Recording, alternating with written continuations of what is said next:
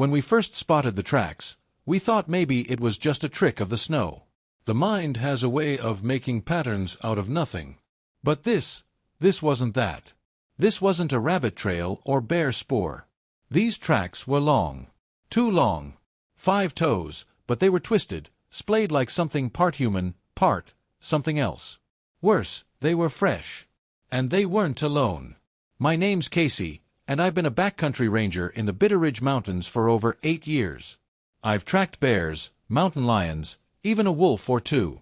But never anything like this. That weekend, I was leading a team of 4 researchers deep into the northeastern trails. Dr. Ezra, a cryptozoologist from Vermont, had filed a special permit request for a multi-day field study. He was chasing folklore, something about an ancient predator rumored to stalk these peaks long before modern maps ever touched paper. I didn't believe in legends, but the paycheck was solid, and I knew these woods better than anyone. We set out Friday morning. The air was thin, the pines whispering with every step we took higher into the Alpine Valley. With me were Dr. Ezra, his grad student Sasha, a survivalist named Dom they'd hired for extra security, and a local tracker named Jonah. Jonah was older, grizzled, and rarely spoke unless necessary. His silence unnerved the others, but I trusted him. He knew these woods even better than I did. The first day was uneventful. We hiked about 12 miles up through Deer Hollow, made camp near a frozen stream, and gathered wood as the sun bled out behind the peaks. We passed around a flask, swapped stories about cougars and coyotes, and listened to the crackle of the fire while wind howled across the ridges. Then, sometime after midnight, I woke to a sound that didn't belong. It wasn't an animal cry, not an elk, not a fox, not even a coyote. It was guttural, deep, like a wet cough twisted into a scream. I sat up in my tent, heart pounding. Another cry echoed, farther this time. Something was moving near the tree-line. I unzipped the flap and poked my head out. The fire had mostly died, just embers glowing red in the pit. I saw Dom standing with a flashlight, pointing toward the woods. "You hear that?" he whispered when I joined him. "Yeah." "You see anything?" He shook his head. "Nothing. But it's close. Too close." The next morning, we found the tracks. They started just beyond our perimeter, leading toward the stream. They weren't made by boots. They weren't made by paws. They had claws, long ones, and the stride was unnatural, like something lurching forward with too much weight in the wrong places. Ezra was ecstatic. Sasha photographed every inch of them, while Dom and I exchanged a look. Jonah didn't say a word. He just stared at them with a furrowed brow and tightened jaw. We continued the hike, and the air grew colder the deeper we went. The sun barely pierced the thick evergreens. We stopped once to examine a strange series of claw marks along a fallen tree. It looked like something had sharpened its nails there, something with hands. That night, we camped at Bear Jaw Ridge. From the edge, you could see miles of snowy forest sprawling into the mist. The wind was stronger up here, pushing through the gaps like breath from a throat too big for any known beast. Sometime after dark, the noises returned. Louder this time. Closer. Like it was circling. Sasha swore she saw something watching from the trees. 2 pale lights, like eyes, reflecting the fire. Dom did a sweep of the camp with his rifle. Nothing. Not even a broken twig. But the feeling didn't leave us. The next morning, Jonah was gone. We found his bedroll untouched, gear still in place, and no signs of struggle. But the tracks, those same grotesque tracks, were there in the snow, leading away from the tents. One set from Jonah. Another following. We searched all day. Called out. Blasted whistles. Not a trace. Ezra refused to turn back. "This is it," he kept saying. "This is the thing I came for." Jonah knew it. That's why it took him. We argued. Dom wanted to leave. I did too. But Ezra was the one paying, and Sasha didn't want to abandon her mentor. That night, I barely slept. Every sound outside the tent made my skin crawl. The wind carried something with it, low groans, soft scrapes, things not meant to be heard in the wild. Around 3 a.m., I opened my eyes to find a shadow moving outside my tent. It was tall. Too tall. I could hear it breathing. Slow. Heavy. Then it stopped. A long silence. My heart was thudding so loud I thought it might give me away. Then, ever so softly, I heard my name. Casey. It was whispered. Raspy. Too close. But it wasn't Dom. It wasn't Ezra. It sounded like Jonah. But I knew it wasn't. I didn't move. I didn't even breathe. Minutes passed. Then more. When I finally unzipped the tent and looked out, nothing was there. Only the tracks. This time, they circled the camp. Again, one set of human boots, and something following just behind. The next morning, Ezra was gone. His tent had been slashed from the outside. His gear was still there, his pack, his notebook, even his boots. But no Ezra. Sasha collapsed. Dom cursed and loaded his rifle. I found more tracks. They were deeper now. Closer. More aggressive in their stride. Ezra's boot prints led straight into the woods, where they stopped. Completely. Like something had lifted him off the ground and walked away. We debated for an hour. Search for Ezra? Or cut our losses and head down the mountain? Sasha insisted on staying one more night. She wanted answers. Closure. Proof. Dom and I wanted to survive. But in the end, we agreed to stay, just one more night. I regret that decision more than anything. Because the worst was yet to come. We should have left the mountain that morning. We knew something was hunting us, something that didn't leave drag marks when it took people, something that whispered your name in a voice that sounded familiar but wasn't. But Sasha begged us to stay. She said Ezra wouldn't forgive us if we left him behind. Dom said Ezra was dead. I didn't say anything. Because deep down, I knew Dom was right, but I also knew it wasn't that simple. We spent the day combing the ridge where Ezra vanished. I found his notebook under a snow-dusted rock. Pages were torn, some missing, but one thing stood out, a sketch. It looked hastily drawn, a towering figure, gaunt and twisted, with backward-jointed legs and a sunken, elongated face. Across the bottom of the page, he had scribbled one word. Mimic. Sasha turned white when she saw it. He said there were stories about something like this. An old creature. Something native tribes never named. They said it could imitate voices, faces, even memories. That's how it hunts. Dom looked at her like she was crazy. You think this thing is pretending to be Jonah? That it lured Ezra out using his voice? I stayed quiet again. Because what chilled me wasn't just the voice I'd heard outside my tent, it was the fact that it sounded almost like Jonah. But not exactly. There was a wrongness to it. Like someone trying to remember a song they'd only heard once. By late afternoon, we made a decision. We'd spend one more night, this time inside the old fire lookout tower about a half-mile south. It was ancient, barely standing, but it offered walls, a locked hatch, and a single narrow stairway. We made it there just before sunset. The tower creaked with every gust of wind, and snow had pushed in through broken panes, but at least it gave us height. One way in, one way out. We built a fire in the cast-iron stove, huddled up with our backs to the wall, and tried not to think about the growing darkness outside. Sasha clutched Ezra's notebook like a lifeline. Dom sat near the stairs, rifle in hand, staring down the hatch as if daring anything to try. Around midnight, it started again. First came the distant crunching of snow. Then the whispering. It didn't call my name this time. It called Sasha's. Over and over. Sasha, help me, it's Ezra. She almost bolted for the hatch. Dom had to grab her and pin her against the wall while she sobbed. I shined my flashlight out the window, but saw nothing. The wind carried the voice in waves, like it was circling, drifting just out of reach. Then, the steps began. Soft. Deliberate. Moving up the stairs. Dom aimed his rifle at the trapdoor. Don't open that, he warned. The footsteps stopped. A moment of silence. Then, a knock. 3 slow knocks on the wooden hatch. Then it spoke again. Casey. It was my name this time. But the voice wasn't Ezra's. It wasn't Jonah's. It was my sister's. She died 3 years ago in a car accident. I hadn't heard her voice since. But now, somehow, it was coming from just on the other side of that hatch. My blood went cold. Dom stood firm. Rifle aimed.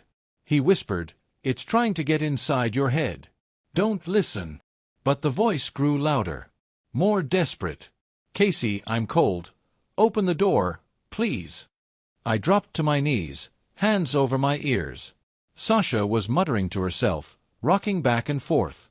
Dom yelled something, but the voice drowned it out. Then the knocking turned to pounding. Vicious, heavy, shaking the entire tower. And then, silence. We waited. 10 minutes. 20. Nothing.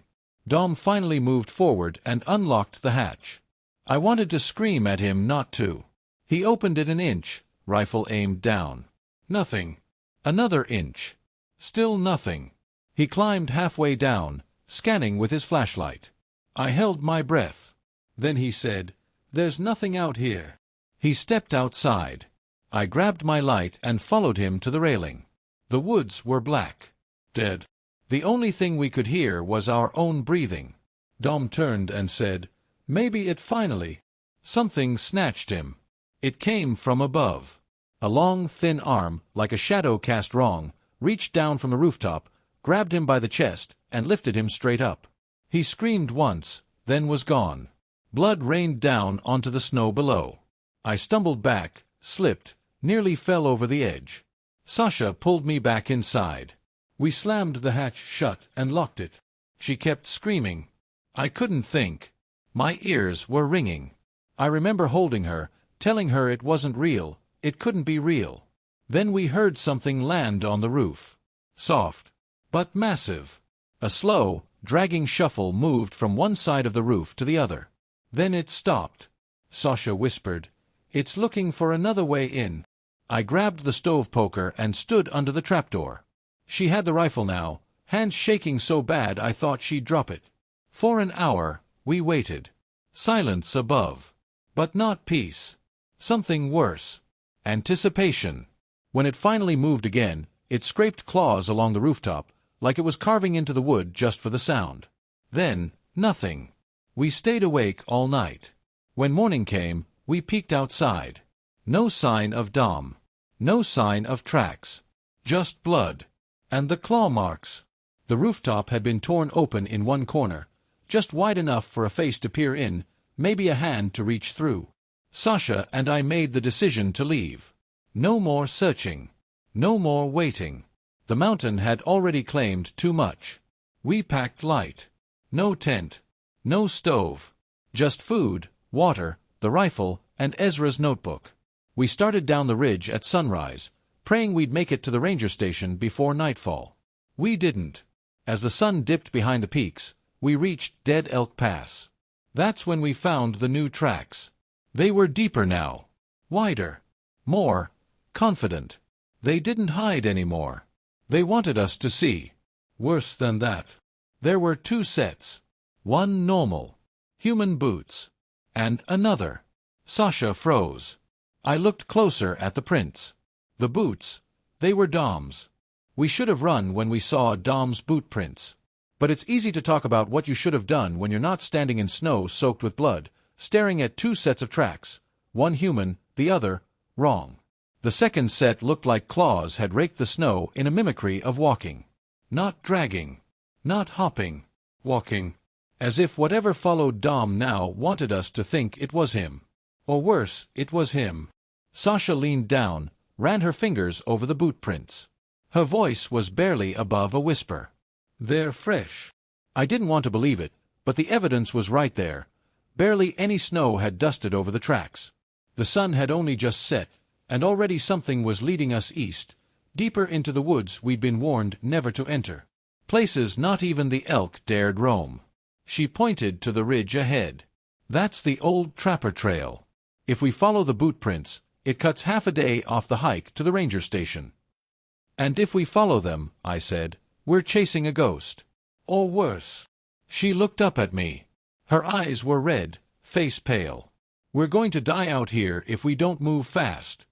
So we followed them. I don't know what I expected. Maybe signs Dom had survived, maybe blood, a torn jacket, something human.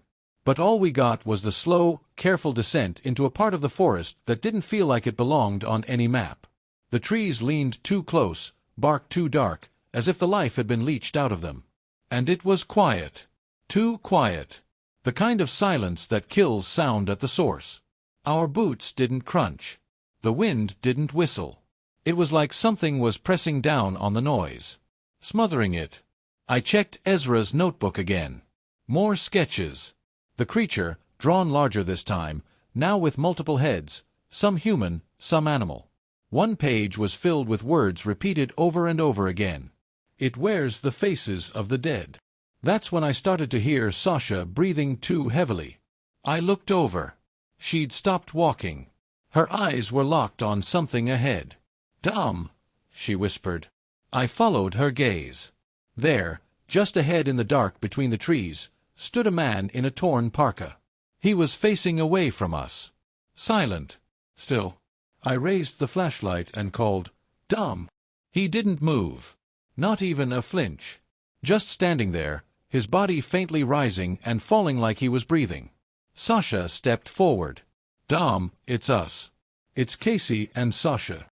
Still nothing. Then he twitched, just a single jerking motion, like a puppet on a string. I stepped in front of her.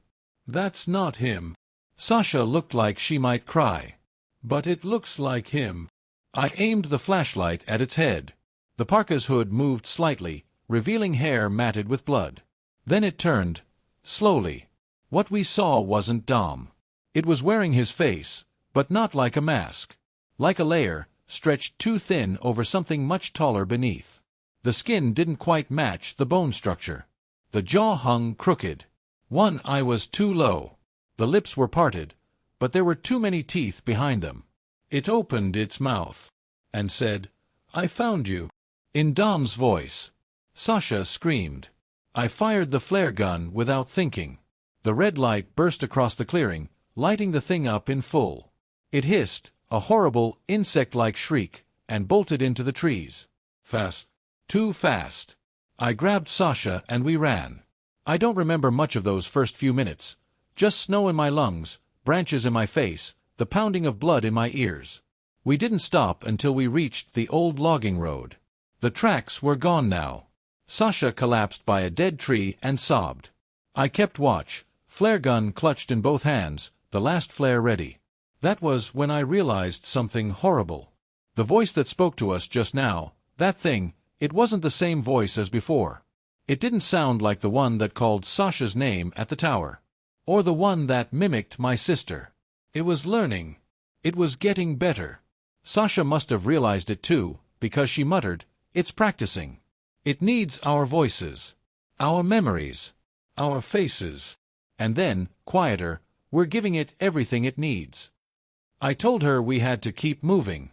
We were still 4 miles from the ranger station. Maybe less if we cut across the ravine. She nodded, wiped her face, and stood. That was when we heard it again. Footsteps. But not ahead of us. All around us. Dozens of them. Crunch. Crunch. Crunch. Sasha aimed the rifle in one direction. I spun with the flare gun in another. Nothing. Crunch. Crunch. We were surrounded. Then, from the dark, laughter. A child's laugh. Then a woman's. Then a man's. Voices layered on top of each other. All familiar. Jonah. Dom. Ezra. My sister. Even Sasha's own voice. I whispered, "Don't listen. Don't speak." But Sasha had already dropped the rifle. She turned in a circle, hands over her ears, whispering something I couldn't hear. Then, silence. And a voice. Soft. Gentle. Mine. It came from behind her. "Hey, Sasha. It's me. Casey." She turned. I was still in front of her. She looked between me and the other voice. It said again, "It's me. You're safe now." I aimed the flare gun over her shoulder. That's when I saw it. It looked like me. Perfectly. Almost like a mirror. Same clothes. Same eyes. Same voice. But its smile was wrong. Too wide. Too eager. She took one step toward it. I screamed. No. I fired the last flare. The creature shrieked and lunged back into the woods. But Sasha was already collapsing. She fainted, or maybe the thing did something to her. I dragged her off the path, into the hollow beneath a thick pine. Covered her in my coat. Sat with the flare gun gripped in my hands like it could still save us. We stayed hidden for hours. She finally stirred just before dawn. Her voice was hoarse. It almost had me. I nodded. I know. We didn't talk more than that. We made it to the ranger station the next morning. It was empty. Wrecked.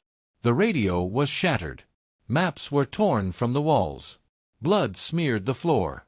But no bodies. We found one note, scratched into the floorboards by knife.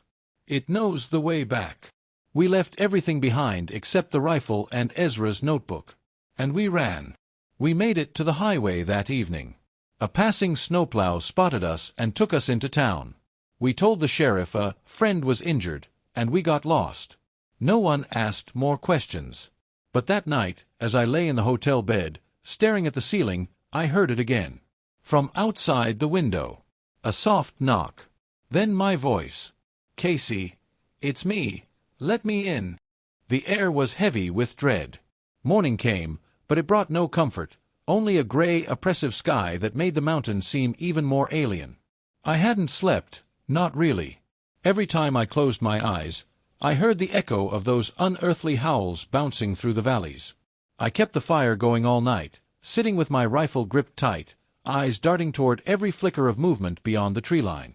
Jake hadn't said a word since he stumbled into the cabin hours ago, his boots soaked, pants torn, and blood smeared across his sleeve. He sat by the window, staring out, eyes twitching every time the wind shifted. I asked him what he saw out there. He just shook his head and whispered, "It's not an animal. It's not from here." Something had snapped inside him. We couldn't stay. That much was clear. I told Jake and Carter that we'd pack light and head back down the trail by noon. Carter, though still skeptical, agreed without a fight. He was rattled now, ever since he saw those eyes in the trees and heard something skitter across the cabin roof in the dead of night. But it was never going to be that simple. Around mid-morning, I went outside to take down the trail cameras. We had set a few to try to track the movements of whatever was leaving the bizarre, elongated tracks. I hiked about 200 yards out toward the northern ridge, where we'd placed the first camera facing a game trail. The air was dead still. Even the birds were gone. When I reached the camera, my stomach dropped. The casing was cracked open like something had bitten through it. The lens was shattered, and claw marks, deep, gouging ones, raked across the plastic. I took the memory card anyway. Returning to camp felt like walking toward Noose. I half expected to find the cabin empty, or worse. But they were still inside, both of them now armed, Carter flipping through the field guide, muttering to himself. We plugged the memory card into the laptop. The footage was jumpy, lots of static and black screens from the damage. But there was a stretch, maybe 2 minutes long, that showed something. It started with a deer stepping into frame. A healthy buck. It paused, sniffed the air, then bolted, vanished in a blur of motion. Then came the movement. At first, I thought it was just shadows. But the frame slowly revealed a shape, tall, wrong, moving in that same broken, jerky fashion we'd seen before. It stepped into the clearing, just at the edge of the frame, crouched low to the ground. I couldn't make out a face, just a warped silhouette and impossibly long limbs. Then it turned. Even in the low-res blur, you could feel it. This thing wasn't looking at the camera. It was aware of it. A moment later, the feed cut to static. Jake slammed the laptop shut and started pacing, whispering again. "It knows we're watching it. It knows." We didn't wait till noon. We packed what we could carry and started down the trail by late morning. The plan was simple. Follow the same route we came in on, keep our bearings, and move fast. No breaks. Just get off the mountain. But the forest, it had changed. Trees I was sure I'd marked were missing our paint. Paths curved where they hadn't before. It felt like the landscape was shifting around us. Carter took point with the compass, but even he kept second-guessing our direction. After about an hour of hiking, Jake suddenly froze. He knelt down and pointed ahead. Tracks. Not human. Not animal. And worse, ours were beside them. It had been following us the whole time. The tracks were long, almost human-like, but with claws at the end. Spaced unevenly, as if it ran low to the ground, then leapt with inhuman speed. And it wasn't alone. I counted at least 3 separate trails crossing ours. Jake whispered, "We're not alone out here." We picked up the pace, adrenaline forcing us forward. Trees blurred past. We barely spoke. Just kept our heads low and our weapons ready. Then we heard it. A thud. Heavy. Behind us. We turned, rifles raised, but saw nothing. Then another. Closer. Thud. Crunch. A low, wet growl, echoing off the trees. The forest erupted into screams, not from any animal we knew, but something deeper, ancient, angry. Carter screamed, "Run!" Branches whipped our faces as we tore down the mountain, following what we hoped was the trail. Behind us, we heard something crashing through the underbrush. Fast, erratic, closing in. Jake tripped. I grabbed his arm, yanked him up. Carter fired a shot behind us. A flash of movement. Something tall vanished behind a tree just as the bullet slammed into bark. Then we burst into a small clearing, a dried-up creek bed. No sign of the trail. No bearings. We were lost. Carter pulled out the map. We should have hit the old ranger tower by now. He was right. It should have been just ahead. But it was gone. Then Jake pointed. There. Off to the side of the clearing, barely visible in the fog, was a wooden structure, half collapsed, covered in moss and vines. It was the ranger tower, but not how I remembered it. It looked ancient, wrong, like it had been rotting here for decades. The boards were warped, nails rusted, windows shattered. We had no choice. We climbed the steps, barricaded the broken door behind us, and collapsed inside. It smelled like mildew and death. Inside, we found old equipment, radios, maps, even a journal. Most of the pages were too moldy to read, but I found one entry that chilled my blood. March 9, 1984. We followed the tracks again. They looped. Always loop. We don't leave the mountain anymore after dark. Something watches. Something mimics. Charlie disappeared last night. Heard his voice outside. It wasn't him. Carter looked at me. It mimics. Suddenly, we heard it. Outside. A voice. My voice. Calling out. Jake. Carter. Where are you? It was pitch perfect. My tone. My cadence. But I was standing right there. Jake backed away from the window. No. No, no, no. The voice came again. Closer this time. Guys. I'm lost. Help me. It wasn't me. Carter raised his rifle. What the hell is out there? We stayed silent, praying it would pass. But then, a second voice. This time, Jake's. Come on, we gotta move. It's not safe here. It laughed. A chittering, distorted mockery of a laugh. I think it was enjoying this. We didn't sleep. Couldn't. The voices circled the tower all night. Sometimes crying. Sometimes screaming. Sometimes whispering things we didn't want to understand. And then, silence. Morning came. And so did the real horror. The forest around the tower was wrong. Trees bent in strange directions. The sun barely pierced the fog. Tracks circled the tower in perfect, concentric rings. We were surrounded. And worst of all, our footprints were gone. As if we'd never come this way at all. The storm didn't stop. It howled through the trees, driving sleet and snow against the cabin like a battering ram. We'd barricaded the windows, reinforced the door, but nothing could keep out the sound. That low, vibrating howl still echoed from the forest. It was closer now. Closer than it had ever been. Tyler sat in the corner, clutching his rifle with shaking hands, mumbling something under his breath. I couldn't make out the words anymore. Maybe he was praying, maybe just losing his grip on reality. After what we saw in the crevasse, I couldn't blame him. The tracks were back, etched cleanly through the snow just outside the cabin. But this time, they circled the structure. Perfect, deliberate circles. It was playing with us. We didn't sleep. We couldn't. Every creak of the wood, every gust of wind that moaned across the chimney made our nerves snap tighter. I kept the fire going as best I could, but we were running low on wood. The shadows danced along the walls, twisting into unnatural shapes. Sometimes they lingered too long. By dawn, Tyler was gone. The door was cracked open. Snow drifted inside.